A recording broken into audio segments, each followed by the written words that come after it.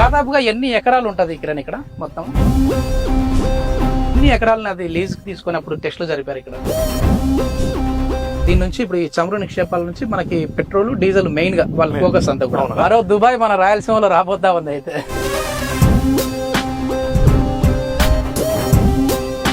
ఖచ్చితంగా ఇక్కడ మంచి జరగబోతా ఉంది. ఒకప్పుడు రాయలసీమ అంటే రత్నాలసీమగా ఉండేది. ఇదే కన్నా మనకు నిజమైతే ఇప్పుడు 100-110 రూపాయలు ఉన్న పెట్రోల్ ధరలు 50 రూపాయలకు వచ్చే విధంగా ఉంటుందని చెప్పి. Welcome to Suman TV. నేను మీ నవీన్. ప్రస్తుతం నేను కర్నూలు జిల్లాలోని పత్తికొండ నియోజకవర్గానికి సంబంధించిన కృష్ణగిరి మండలంలో అయితే ఉన్నాను. సో ఇక్కడ మనం చూస్తా ఉంటే ఏదో ఒక అడవి ప్రాంతానికి వచ్చారు అని చెప్పేసి ఫీలింగ్ లో అయితే మీరు ఉంటారు. కానీ లక్షల కోట్లు విలువ చేసే భూమిలో అయితే నేను ఉన్నాను, ఈ ప్రాంతంలో ఉన్నాను.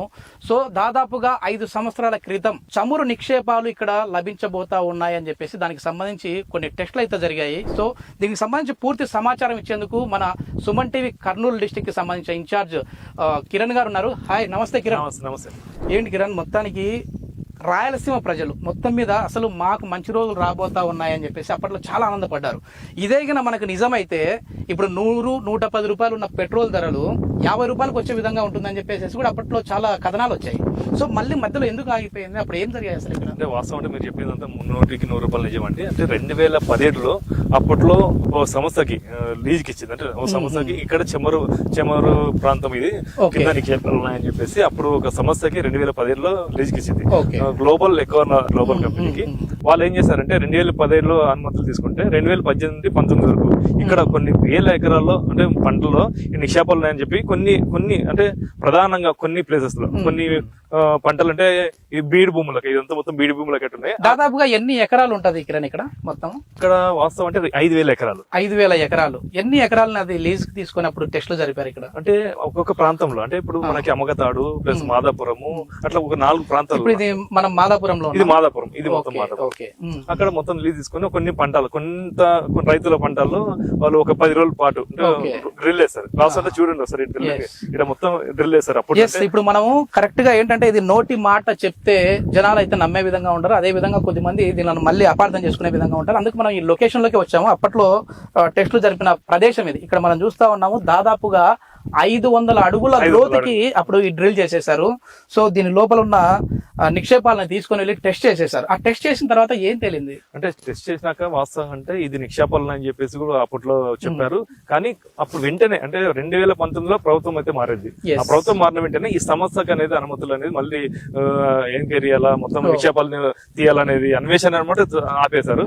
అంటే ఇప్పుడు మళ్ళీ ప్రభుత్వం మారింది. ఇప్పుడు ఆశలు అయితే వాస్తవం అంటే ఇక్కడ ప్రజలంతా ఈ కంపెనీ వస్తే మాకు ఉద్యోగాలు వస్తాయి, మా బీడు పొలాలంతా మాకు మంచి వాల్యూ అవుతుంది, ఇది ఒక బంగారు భూమిలాగా అవుతుంది అని చెప్పి ఇప్పుడు ఆశలు ఉన్నాయి.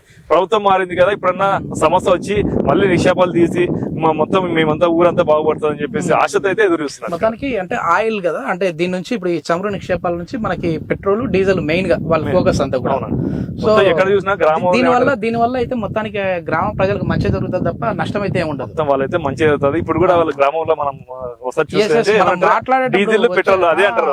వచ్చేటప్పుడు కూడా ఈ ఖనిజ సంపద ఇవన్నీ మాకు తెలియదు సార్, ఈ మైనింగ్ గీనింగ్ అవంతా కాదు, మొత్తానికి డీజిల్ పెట్రోల్ తవ్వకాలకు సంబంధించి ఇక్కడికి వచ్చారంట ఉన్నారు. అంటే డైరెక్ట్ గా ఇది తవ్వితే పెట్రోల్ వస్తుందో డీజిల్ వస్తుందని కాదు, దానికి సంబంధించిన ఖనిజాలు మళ్ళీ దాన్ని వచ్చేసి క్రష్ చేసేసుకుంటే నిక్షేపాలు అయితే బయటపడతాయి. సో ఒకసారి ఇక్కడ గ్రామ ప్రజలు కూడా ఉన్నారు కిరణ్, వాళ్ళతో మనం మాట్లాడదాం. అంటే ఇదేంటంటే మన ఊర్లో నుంచి వచ్చేటప్పుడు చాలా మందితో మాట్లాడాము. సో దీని గురించి లొకేషన్ కూడా మనకు చూపించారు. అన్న నమస్తే అన్న, మీ పేరన్నా? నా పేరు వెంకటనాయుడు గారు, పత్తికొండ నియోజకవర్గం, కృష్ణగిరి మండలం, అమ్మగతాడు మజర, పుట్లూరు, మాదాపురం గల భూమి ఇది. ఇక్కడ 720 సర్వే నంబర్లు అద్దులో ఉన్నాము.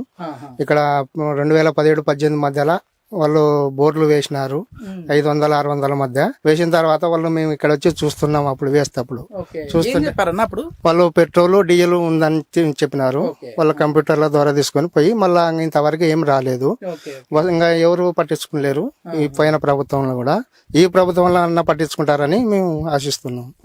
అప్పుడు చెప్పారంటే మీకు మామూలుగా ఇక్కడ ఈ సంపద ఒకవేళ ఉంటే ఈ చమురుకు సంబంధించి ఉంటే ఇక్కడ ఇండస్ట్రీస్ వస్తాయి, ఉద్యోగాలు వస్తాయని చెప్పినారు. ఇక్కడ మీకు జాబులు ఇస్తారు, సుమారు 2000-3000 ఉద్యోగాలు ఉంటాయి. మీ పిల్లలు మీ భవిష్యత్తుకి రోజు 500 కూలీ వాళ్ళు కూడా పని చేసుకోవచ్చు ఓకే అని చెప్పినారు. ఓకే ఓకే కిరణ్, ఇప్పుడు ఒకవేళ ఇది మళ్ళీ ప్రభుత్వం మారింది, ఈ ప్రభుత్వం చొరవ తీసుకొని మళ్ళీ పనులు మొదలు పెడితే ఎన్ని సంవత్సరాల కాలంలో ఈ కళ నెరవేరే విధంగా ఉంటుంది? అంటే వాస్తవం అంటే ఇది తక్కువ కాలం అనేది కాదు, చాలా అంటే ఇది తీయాలంటే చాలా టైం పడుతుంది. అంటే ఇది దుబాయ్ లో ఎట్లయితే ఉన్నాయో సేమ్ దుబాయ్ కి రిపీట్ అనుకోవాలా. మరో దుబాయ్ మన రాయలసీమలో రాబోతా ఉంది. అయితే దాదాపు మనం తీయాలంటే కూడా ఒక చిన్న అంటే వెలికి ఎన్ని అడుగుల్లో లోతుందని తెలియాలంటే కూడా 10 ఏళ్ళు పడుతుంది.